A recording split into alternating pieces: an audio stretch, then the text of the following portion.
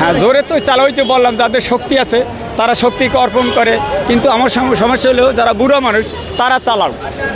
কারণ প্রতিবন্ধী অনেক আছে, যেহেতু অনেক লোক আছে, একটা অটো চালায়, তার একটা ছেলে ডাঙ্গর নাই, তার ঘরে 2টা মেয়ে আছে, তাদের সংসারটা তো নির্ভর করতে হবে। কিভাবে সে নির্ভর করবে?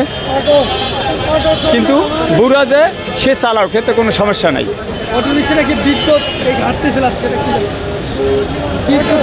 হ্যাঁ, বিদ্যুৎ ঘাটতি না, যেমন চোরা লাইন দিয়ে চালাইতেছে, আর যারা নিজস্ব চালায় তারা তো চালাইতেছে। যেমন এখন আমি একটা ফ্যান চালাই ভাড়া থাকা, এখানে আমার 200 টাকা 300 টাকা বিল আসে, কিন্তু আয় না তো। আমাদের যে চোরা লাইনটা দিয়ে দিয়েছে, আমাদের ওই লাইনটা দিয়ে তো তারা বিদ্যুৎটা নিয়ে তারা অটোটা চালায়। তাহলে আমাদের একটা ফ্রিজ চালাই, একটা ফ্যান চালাই, একটা চালাই, আমাদের কারেন্ট বিল দিয়ে যায় 2000 টাকা। তাহলে 2000 টাকা আমরা কোত্থেকে দেবো? এ টাকাটা তো ওই যে লাইন যায়, ওই লাইন থেকে তারা চুরি করে নিয়ে তারপর চালাইতেছে। এছাড়া তো আমাদের কোনো গতি নেই আছে। কারণ আমরা প্যাডে খাইতে যদি 2000 টাকা আমাদের কারেন্ট বিল দেওয়া লাগে, তাহলে আমরা বাজার করবো কি দিয়া?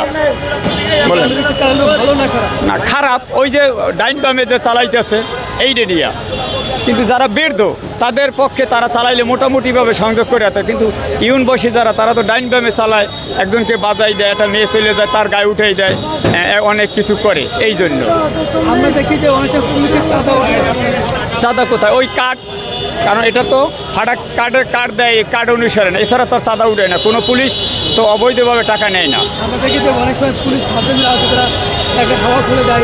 না না, কোনো সার্জন চাক্কা হাওয়া খোলে না, সার্জন করে। আমরা রং রোডে গেলে আমাদের গদিটা রেখে দিতে পারবে, কোনো সার্জন হাওয়া ছাড়ার অনুমতি তো নাই।